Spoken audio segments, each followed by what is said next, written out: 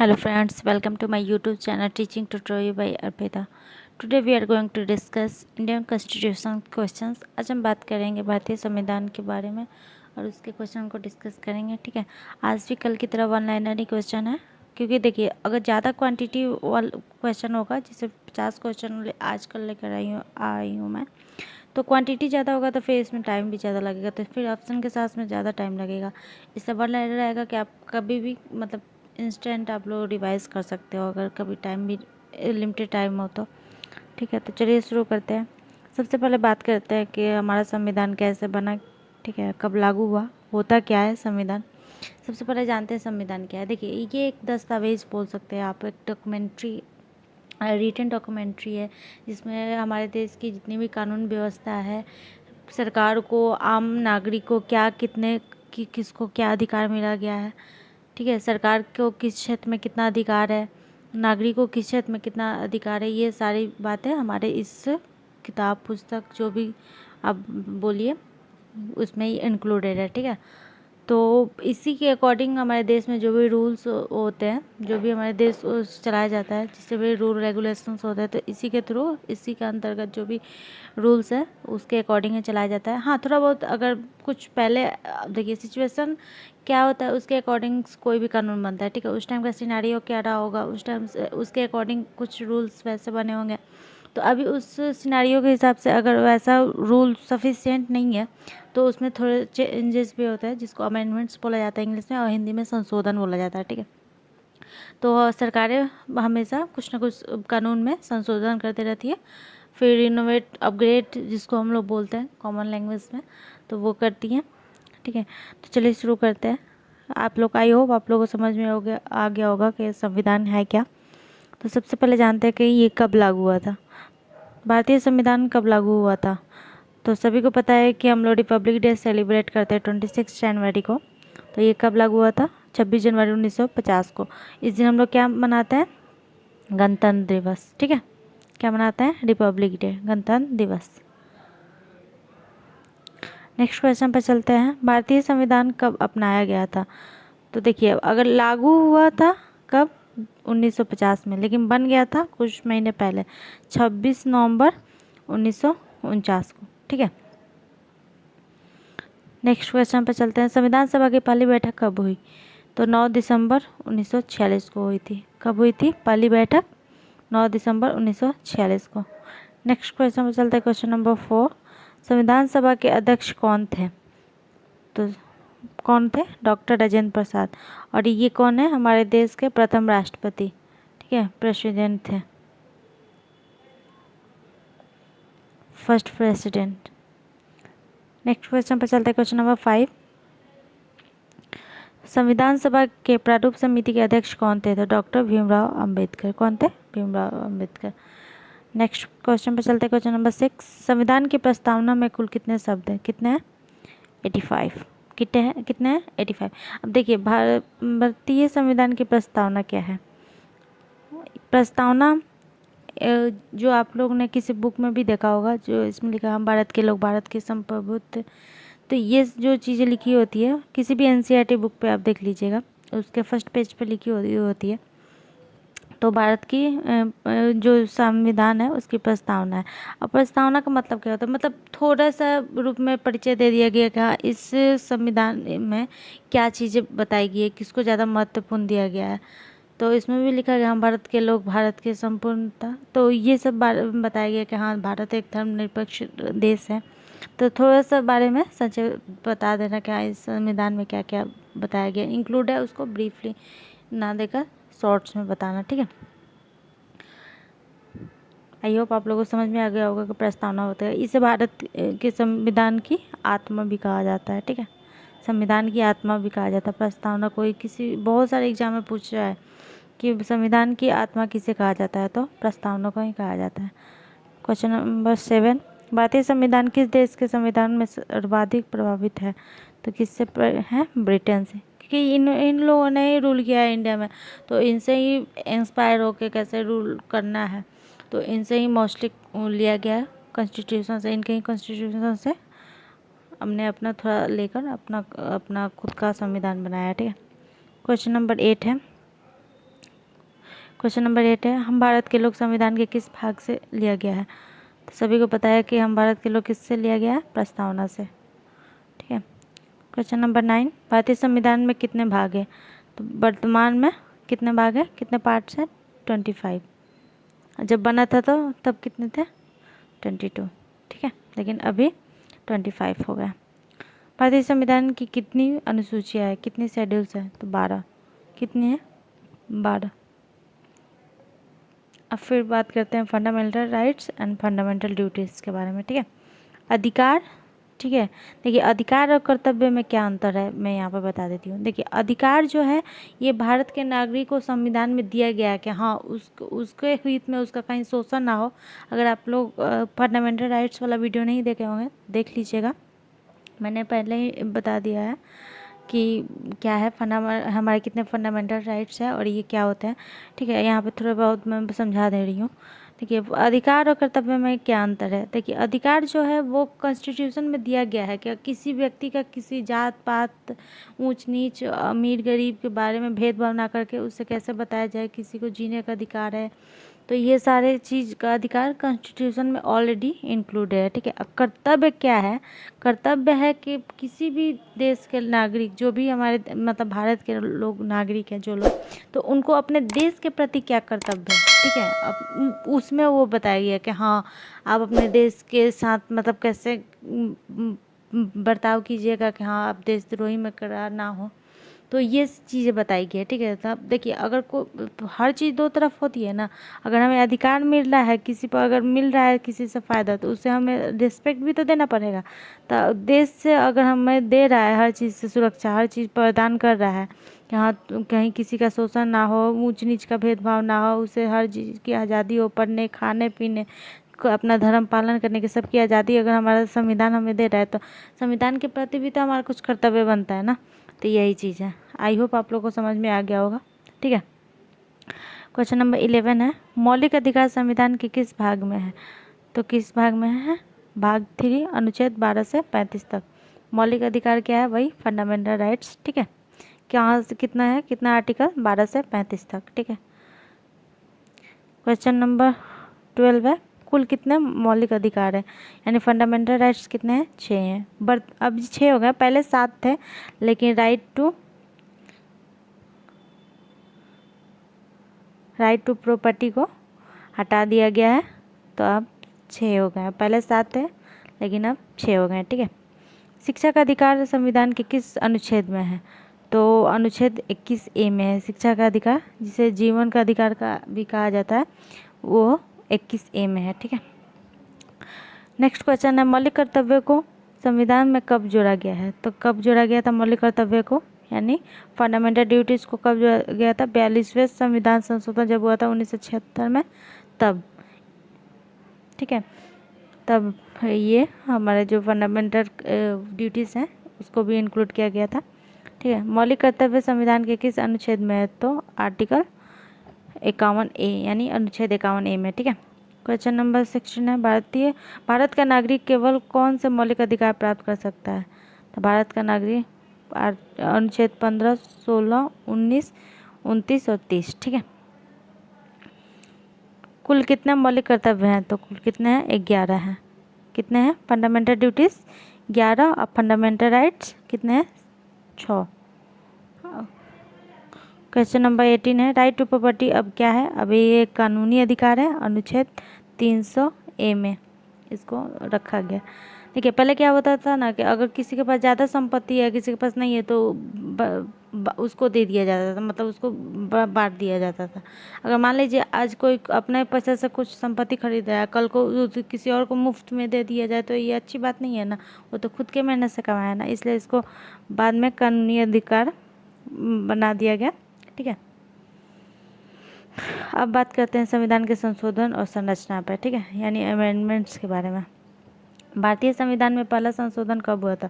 तो 1951 यानी हमारे जब देश आज़ाद हुआ था उसके 2-3 साल बाद ही, जब इस टाइम पहला इलेक्शन भी हुआ था। ठीक है, पहला चुनाव भी हुआ था इसी टाइम 1951 में। ठीक है, तो नेक्स्ट क्वेश्चन है, भारत सबसे बड़ा संविधान संशोधन कौन सा है? तो यही है 42वां संविधान संशोधन 1976 में। इस संशोधन में भारत में जो हमारा संविधान है उसमें 3, इसको मिनी कॉन्स्टिट्यूशन भी बोला जाता है, ठीक है। ये बहुत इम्पोर्टेंट है, बहुत बार एग्जाम में पूछा गया कि मिनी कॉन्स्टिट्यूशन किसको बोला जाता है, यानी मिनी संविधान किसको बोला जाता है, तो इसी को बोला जाता है 42वां संविधान संशोधन को, ठीक है। इसमें सेकुलर, धर्मनिरपेक्ष, ये सब जो भी वर्ड्स हैं, संप्रभुता, तो ये इसी 3 जो वर्ड हैं इसी संशोधन के थ्रू इंक्लूड किया गया था, ठीक है। 42वें संशोधन को क्या कहा जाता है, देखिए मिनी संविधान भी कहा जाता है। आ गया ना, मिनी संविधान। ये बहुत बार क्वेश्चन में पूछा हुआ है, बहुत सारे एग्जाम में क्वेश्चन पूछा हुआ है। संविधान में कुल कितने अनुच्छेद है वर्तमान में, देखिए पहले एक्चुअल जो संविधान बना था उस टाइम 395 ही था। कितना था, 395। लेकिन बाद में बहुत सारा कानून, अब देखिए अब आज़ादी को तो कम 79 ईयर्स हो गए, तो कुछ और कानून अपग्रेड हो गया ना, सिनारियो कैसा सिचुएशन है देश का, उसके अकॉर्डिंग बहुत सारा बिल पास हुआ, ठीक है। तो अब कितने हो गए हैं आर्टिकल्स, तो 417 समथिंग हो गए हैं, ठीक है। अब क्वेश्चन नंबर 23 है, संविधान को दुनिया का सबसे लंबा लिखित संविधान क्यों कहा जाता है, तो इसमें विस्तृत और विविध प्रावधान है, अनुच्छेद प्लस अनुसूचियाँ प्लस संशोधन, ठीक है। ये तीनों हैं जिस कारण इसे कहा जाता है, ठीक है। ये सबसे बड़ा, सबसे लंबा लिखित संविधान है, ठीक है। ये दुनिया का सबसे बड़ा लिखित संविधान है, इतना बड़ा संविधान किसी देश के पास नहीं है, ठीक है। क्वेश्चन नंबर 24 है, संविधान की 8वीं अनुसूची में कितनी भाषाएं हैं, हमारे देश की 22 भाषाओं को इसमें इंक्लूड किया गया है, ठीक है। संवैधानिक पद और संस्थाएं, अब हम बात करेंगे संवैधानिक पद के बारे में और उसकी संस्थाएं क्या है। भारत के पहले राष्ट्रपति कौन थे, तो डॉक्टर राजेंद्र प्रसाद, ठीक है। नेक्स्ट क्वेश्चन है, भारत के पहले उपराष्ट्रपति कौन थे, डॉक्टर सर्वपल्ली राधाकृष्णन, और इन्हीं के जन्म दिवस पे हम लोग टीचर्स डे मनाते हैं, कब, 5 सितंबर को, ठीक है। नेक्स्ट क्वेश्चन है, भारत का राज्यपाल किसके द्वारा नियुक्त किया जाता है, तो राष्ट्रपति का। देखिए जो सेंट्रल लेवल पर जो राष्ट्रपति होते हैं वही स्टेट लेवल पर गवर्नर होते हैं, उनका काम सेम होता है, ठीक है। लेकिन अब एक ही लेवल का नहीं है, ये सेंट्रल लेवल के हैं तो हमेशा ऊपर ही रहेंगे, और गवर्नर जो होते हैं वो स्टेट लेवल पे होते हैं, तो वो थोड़ा सा स्टेट और सेंट्रल में तो डिफरेंसेस है ही, ठीक है। नेक्स्ट क्वेश्चन है, प्रधानमंत्री की नियुक्ति कौन करता है, तो राष्ट्रपति करता है, ठीक है। देखिए चुनाव जीतता है लेकिन शपथ वपथ दिलाने का काम भी तो होता है, वो सेरेमनी होता है तो कौन करता है, राष्ट्रपति, ठीक है। और ज़रूरी नहीं है कि चुनाव से ही प्रधानमंत्री की नियुक्ति जीते बने, ठीक है। आप लोगों को पता होगा कि जो डॉक्टर मनमोहन सिंह थे वो चुनाव से नहीं बने थे, ठीक है। भारत के वर्तमान मुख्य न्यायाधीश को क्या कहा जाता है, तो भारत के मुख्य न्यायाधीश को चीफ जस्टिस ऑफ इंडिया, यानी शॉर्ट में CJI भी कहा जाता है, ठीक है। अब आप लोग कमेंट करके बताइएगा कब के अभी वर्तमान में यानी प्रेजेंट टाइम में भारत का CJI कौन है। क्वेश्चन नंबर 30, राज्यपाल का कार्यकाल कितना होता है, मतलब कितने वर्ष का होता है, तो 5 वर्ष का। मैंने कल ही वीडियो में बताया था कि कितने वर्ष का होता है, 5 वर्ष का। अब बात करते हैं सरकारी ढांचा और उसकी शक्तियाँ यानी पावर्स क्या है, ठीक है। तो भारत में सरकार किस प्रकार की है, संसदीय प्रणाली। आप लोगों को पता है कि हमारे देश में जो भी रूल्स रेगुलेशन होते हैं कहाँ से पास किया जाता है, पार्लियामेंट से, ठीक है। नेक्स्ट क्वेश्चन है, भारत का शासन कौन करता है, तो जनता के निर्वाचित प्रतिनिधि, यानी जो जनता चुनती है अपने प्रतिनिधि को, वो लोकसभा राज्यसभा में जाके अपने देश, अपने राज्य, लोकल जो भी लेवल पे वो है तो उसके हित के लिए करते हैं। तो पूर्ण कमांड किसके में है, जनता में ही, ठीक है। क्योंकि भारत एक डेमोक्रेटिक कंट्री है, लोकतांत्रिक देश में तो यही है ना कि सारा कमांड जनता के ही हाथ में होता है, जनता जिसको चुनेगी वही प्रतिनिधित्व करेगा। भारत को गणराज्य कब घोषित किया गया, 26 जनवरी 1950 को, क्योंकि इस दिन हमारा संविधान लागू हुआ था, गणतंत्र हुए थे हम लोग, ठीक है। भारत का सर्वोच्च विधि निर्माता कौन है, ठीक है, कौन निर्माता कौन है, संसद है, ठीक है। कौन है, संसद यानी पार्लियामेंट। नेक्स्ट क्वेश्चन पर चलते हैं, भारतीय संसद कितने सदनों की होती है, तो 2, लेकिन लोकसभा और राज्यसभा। सदन 2 होती है, लेकिन ये कितने में चलती है? अगर कोई पूछे कि पार्लियामेंट किसके वजह से चलती है, तो लोकसभा, राज्यसभा प्लस राष्ट्रपति, ठीक है। ये तीनों मिलकर ही चलाते हैं, राज्यसभा में अधिकतम कितने सदस्य हो सकते हैं? तो 250, ठीक है। लोकसभा में अधिकतम कितने सदस्य हो सकते हैं? तो 552। लोकसभा का कार्यकाल कितने वर्षों का होता है? 5 वर्ष का होता है। राज्यसभा का कार्यकाल, देखिए अब क्या होता है, राज्यसभा का कार्यकाल तो 5 वर्ष का होता है, लेकिन हर 2 साल में 1/3 जो मेंबर होते हैं उनको रिटायर किया जाता है। वो लोग भी हो सकते हैं जो अपने काम में प्रोग्रेस नहीं कर सकते, या फिर ऐसे भी 1/3 मेंबर को हटाया जाता है और इंक्लूड किया जाता है कुछ अलग मेंबर्स को, ठीक है। विधानसभा को कौन भंग कर सकता है? तो राज्यपाल, ठीक है। अब बात करते हैं न्यायपालिका और अनुच्छेद के बारे में। भारत का सर्वोच्च न्यायालय कहाँ स्थित है? तो नई दिल्ली में।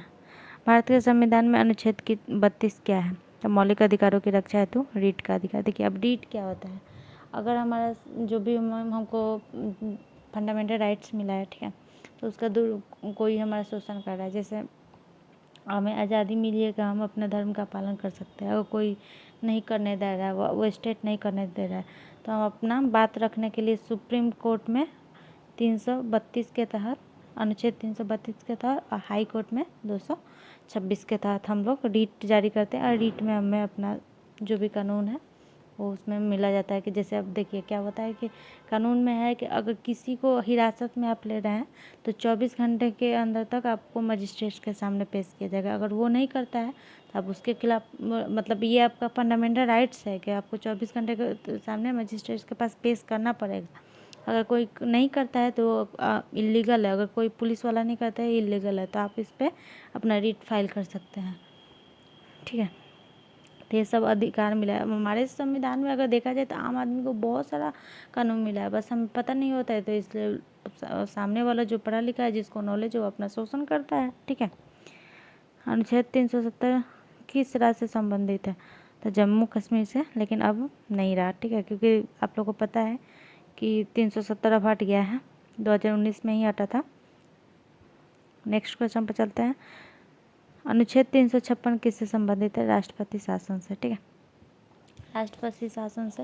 और राष्ट्रपति एक बार में कितनी मतलब दिन तक शासन कर सकता है? तो 6 महीने तक, फिर 6 महीने बाद रियूनेट होता है, ठीक है। लेकिन लगता है आप मतलब 6 महीना पर ही अपग्रेड होगा, लेकिन अब चाहेंगे कि हाँ 1 साल के लिए लगा था डायरेक्ट 1 साल लगाते, नहीं, पहले 6 महीना तक लगेगा, फिर 6 महीना बाद 6 महीने तक लगेगा, ठीक है। अनिश्चित काल तक लगा सकते हैं, लेकिन हर 6 महीना के बाद ही लगा सकते हैं। मान एक बार में 6 महीना, फिर 6 महीना, फिर 6 महीना करके ऐसे लगा सकते हैं, लेकिन एक बार में चाहेंगे कि हाँ 2 साल के लिए लगा दिया, ऐसा नहीं होता है, ठीक है। अनुच्छेद 1 क्या कहता है? भारत एक संघ है, यानी India that is Bharat shall be A union of state, माने भारत एक राज्यों का संघ है, ठीक है। भारत संविधान के भाग 4 में क्या है? तो नीति निर्देशक सिद्धांत, यानी DPSP, और ये कहाँ से लिया गया है, किस देश से? तो आयरलैंड से। ये इम्पोर्टेंट है, देखिए अगर कोई भी चीज़ है तो ये सब जानना भी जरूरी है कि किस देश से लिया गया है, क्योंकि इससे रिलेटेड बहुत सारा क्वेश्चंस पूछता है एग्जाम में, ठीक है। संविधान में संघीय प्रणाली किस देश से ली गई है? तो कनाडा से ली गई है। किस से ली गई है? कनाडा से, कनाडा, ठीक है, कनाडा। संविधान की प्रस्तावना में लोकतांत्रात्मक गणराज्य का क्या अर्थ है? तो जनता द्वारा शासित और चुने गए प्रतिनिधियों के माध्यम से शासन। नेक्स्ट क्वेश्चन पे चलते हैं। भारत में आपातकाल की घोषणा कौन करता है? तो राष्ट्रपति। इमरजेंसी कौन लागू करता है? राष्ट्रपति, ठीक है। संविधान का संरक्षक कौन कहलाता है? तो सर्वोच्च न्यायालय, यानी सुप्रीम कोर्ट। कौन कहलाता है? Supreme court. ये लास्ट क्वेश्चन था। आई होप आज का आप लोग का वीडियो बहुत ज़्यादा अच्छा लगा होगा, कि इसमें हमारे संविधान से रिलेटेड बहुत सारे क्वेश्चन हैं, और ये सारे प्रीवियस ईयर क्वेश्चन है, ठीक है, किसी न किसी एग्जाम्स में पूछे हुए हैं, और ये कॉमन क्वेश्चन है, बेसिक क्वेश्चन है, इसके बारे में हमें नॉलेज होना चाहिए, ठीक है। अगर आप लोगों को वीडियो अच्छा लगा होगा तो आप लोग लाइक कीजिएगा, चैनल को सब्सक्राइब कीजिएगा। नेक्स्ट वीडियो में मिलते हैं। ऐसे ही इंटरेस्टिंग वीडियो जानने के लिए आप मेरे चैनल को सब्सक्राइब कर लीजिए। चलिए मिलते हैं नेक्स्ट वीडियो में, तब तक के लिए बाय, जय हिंद।